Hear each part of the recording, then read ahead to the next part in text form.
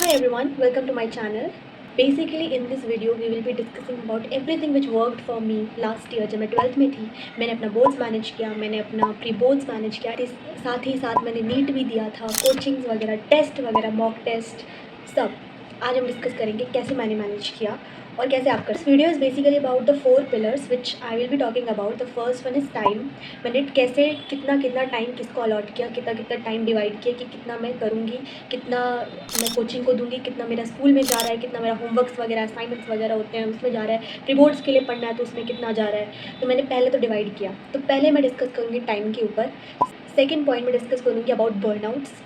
Of course burnouts are real, no one can deny in this hectic schedule. Backlog ना हो ऐसा बहुत कम chances होते हैं, बैकलॉग बन जाते हैं, भले ही थोड़े बहुत कम बने क्योंकि इतना बिजी स्केड्यूल चल रहा है, बट बैकलॉग्स बनते हैं, वो भी मैं डिस्कस करूँगी in the further video. And fourth one, yes, demotivation इतना होता है कि जस्ट गिव अप करने का मन करता है, कुछ ज़्यादा सोचना, दिमाग अलाउ ही नहीं करता कुछ ज़्यादा सोचने के लिए और सोचते छोड़ देते हैं यार, everybody is enjoying, let's give up. So let's start the video. First हम बात करेंगे टाइम के ऊपर, मैंने कैसे कैसे अपना टाइम किस किस चीज़ों को कितना कितना टाइम दिया था। सबसे पहले स्टार्ट करते हैं स्कूल से। I was a regular student, तो मैंने जो 12th जो है मैंने डमी स्कूल से नहीं करी थी, रेगुलर स्कूल में जाती थी। तो क्या हुआ था कि मेरा जो स्कूल था सुबह 7 बजे से लेकर दोपहर के 12:30 बजे तक इतना रहता था, तो अप्रॉक्सीमेटली 6 घंटा मेरा स्कूल में जाता था। And I was an early riser, तो मैं सुबह उठती थी, पढ़ती थी 4 बजे, कभी 3:30 बजे उठ के मैं पढ़ती थी वहाँ पर, और उसके बाद मैं अपना स्कूल जाती थी। स्कूल से आने के बाद का मेरा क्या रूटीन रहता था, स्कूल से आने के बाद मैं कोचिंग की टाइमिंग की बात करूँ तो वो थी मेरी 6 से लेकर 9 बजे तक, 3 घंटे। तो मेरे पास जो बीच में टाइम बचता था 1 बजे से लेकर 5 बजे तक, तो उसमें मैं कैसे अपना टाइम यूज़ करती थी टू स्टडी। और उसके बाद कोचिंग के बाद क्या होता था, देखो बेसिकली हमारे पास बच रहे हैं 4 घंटे, क्योंकि मैं आती थी कोचिंग से, स्कूल से 1 बजे तक हम आ जाते थे, तो 1:30 बजे तक हम जो है अपना लंच वगैरह करके 2 बजे से या फिर 1:30 बजे से ही, जब मुझे ज़्यादा टाइम मैं थक जाती थी बेसिकली स्कूल से आके, तो 1:30 बजे से लेकर मतलब 1:30 से लेकर आई थिंक 3:30 तक, 1:30 से लेकर 3:30 तक I use to take a nap, मैं सोती थी। And I use to relax in that time. After 3:30 I use to wake up and then I use to sit and study. किसके लिए, जो कोचिंग में कुछ पढ़ाया जाने वाला है उस वो पढ़ती थी, नहीं तो मैं रिविज़न करती थी, वो पढ़ती थी, ठीक है। 3:30 से 5:30 तक दैट 2 आवर्स स्ट्रेट मैं पढ़ती थी, क्योंकि येस पोमोडोरो टेक्निक्स होती है इतना, but after taking a nap which is very long, तो इतना तो ठीक है, मैं पढ़ती थी। उसके बाद आधा घंटा वही तैयार होने में कोचिंग वगैरह में चला जाता था। देन बात करते हैं कोचिंग से आने के बाद 6 बजे से 9 बजे तक। 6 बजे से 9 बजे तो मेरी कोचिंग रहती थी, वहाँ पे मैं अच्छे से अटेंशन लेके पढ़ाई करना और नोट्स साथ साथ लिखना, उसके बाद वो सब कोचिंग का जो था वो मैं वहाँ पे पढ़ती थी। देन कोचिंग से आने के बाद 9 बजे ख़त्म होती थी कोचिंग, तो 9:30 बजे लग जाता था।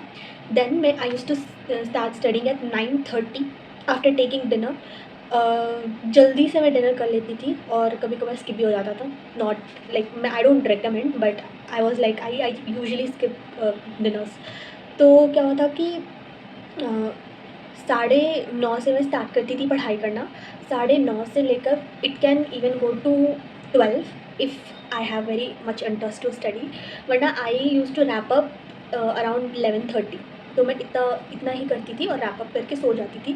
11:30 मैं सो जाती थी usually.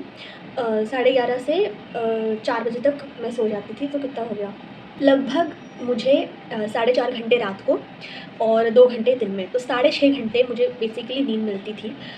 It was okay according to that schedule, क्योंकि मैं रेगुलर स्कूल वगैरह जाती थी, तो ये तो चलता रहता था। ये था मेरी टाइमिंग का, बात थोड़ा ज़्यादा हो गया, ठीक है।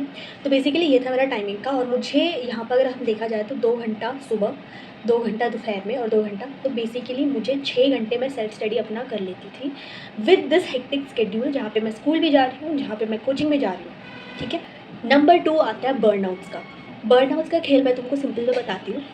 बर्नआउट्स आर रियल, और बर्नआउट्स बहुत ज़्यादा हो जाते हैं जब भी हमारा 1 घंटा भी कहीं हमने प्लान कर रखा है और हमारा 1 घंटा भी कहीं वेस्ट हो जाता है तो हमें बहुत ज़्यादा रिग्रेट होता है कि क्यों हुआ, और उस चक्कर में हम सारा दिन वेस्ट कर देते हैं। तो ये नहीं करना है।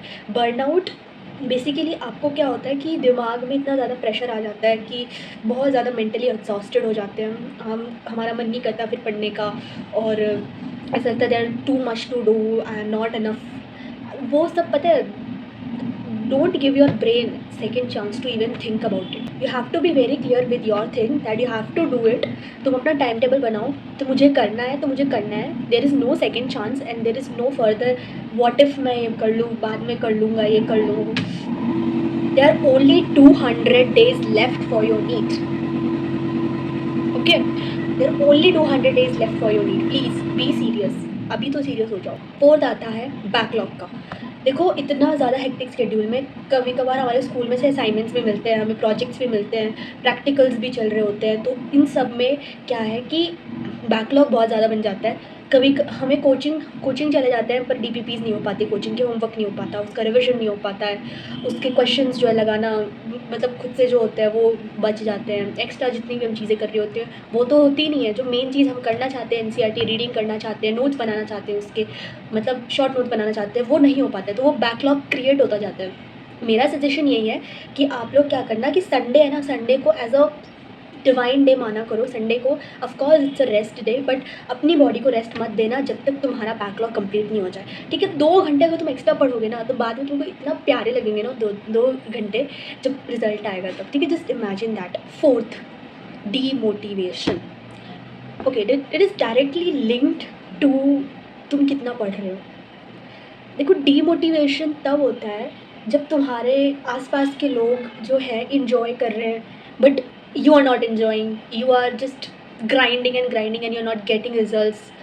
देखो अर्ली रिजल्ट्स किसी को नहीं मिलते हैं। तुम अगर एक एक महीना तुम वो चीज़ें करो जो तुम्हारे बस की कभी नहीं थी and you will see exponential growth. Trust me, I have done this. क्योंकि फेज़ में लगता है, मैंने भी बहुत ज़्यादा ये ट्रैप में फंस गई थी कि मेरे मार्क्स नहीं बढ़ रहे हैं, बस यही चल रहा है ये चल रहा है, क्योंकि I was not changing, I was so stubborn that I was not changing my bad habits. But अगर तुम चेंज कर सकते हो, एक छोटी सी अपनी बैड हैबिट आइडेंटिफाई करो, मिस्टेक्स आइडेंटिफाई करो। मैंने ऑलरेडी मिस्टेक्स की एक बड़ी सी वीडियो बना रखी है, तुम उसमें अगर खुद से आइडेंटिफाई नहीं कर पा रहे हो तो go and watch that video. उसमें मैंने सारी मिस्टेक्स बता रखी है। If you are doing any of them, please correct it, ताकि तुम्हारा जो है एक और ड्रॉप ना लो तुम। ठीक है, बेसिकली रियलिटी यही है। ठीक है, डीमोटिवेट तो नहीं होना है अपन को। ठीक है, क्योंकि डीमोटिवेट अभी देखने के लिए कोई भी नहीं है तुम्हारे पास, लिटरली कोई भी नहीं है। तुम पेरेंट्स को बताओगे डीमोटिवेशन आ रहा है, ये हो रहा है, नहीं हो पा रही पढ़ाई, इतना सब कुछ बैकलॉग बचा है, बोर्ड्स आ रहे हैं, बोर्ड्स पे फोकस करो। मैं तुमको एक रियलिटी बताऊँ, this is the time when half or more than half of the people just give up. मेरी क्लास में, मेरे खुद के फ्रेंड जोन में, there was many people who shifted their mind towards board and they just neglected NEET. ऐसा बिल्कुल भी नहीं करना है। मतलब बहुत ज़्यादा मुझे तो ऐसा हो गया था कि वाई दे आर डूइंग, मतलब क्यों कर रहे हैं। दे आर लाइक जस्ट ठीक है, अब हम दे जस्ट डिसाइडेड कि मैं ड्रॉप अभी से ही, when 7 months are left, still left, then they are deciding कि नहीं अब अगले साल में पढ़ाई करूँगा और करूँगी, अभी मैं बोर्ड्स के लिए प्रिपेयर करता हूँ, बाद में ही करना। तुम्हें इस चक्कर में नहीं फंसना है। अगर तुमने ये जो 7 मंथ है ना अभी, ये तुमने अपना मिस्टेक्स आइडेंटिफाई कर लिया और उस पर वर्क कर लिया ना, you will be getting a selection, you will be getting a government seat. Trust me, मैं तुमसे 1 साल या 2 साल बड़ी हूँ, तो प्लीज़ उस लिहाज से थोड़ा ट्रस्ट करो कि यार दीदी थोड़ा सच बोल रही हैं। तुम बस इस ट्रैप में मत आना कि अभी थोड़ा छोड़ देते हैं, बाद में करेंगे, एक ड्रॉप लेके। Give it your 100%। एटलीस्ट अभी का पेपर अगर हार्ड, अगर इस बार की तरह नीट 2025 की तरह पेपर आया, तुम्हारे 400 भी आ रहे हैं, 500 में तो यू आर बीइंग एज, 400 भी आ रहे हैं तो तुमको अंदर से खुशी होगी यार अच्छे आए। ना आने से तो अच्छा है ना कि इतने आ गए, है ना, इतना तो यही है। So this is how I managed my 12th boards with NEET preparation, with coaching and plus 6 hours of self-study. So this was my whole story बोल लो या strategy video बोल लो या फिर कुछ भी बोल लो. So this was the whole scenario which I was facing when I was in 12th. So if you like this video, do subscribe to this channel because I am new and help me to grow up. See you soon in the very next video. तुम comment कर सकते हो तुमको किसका चाहिए video. Bye bye.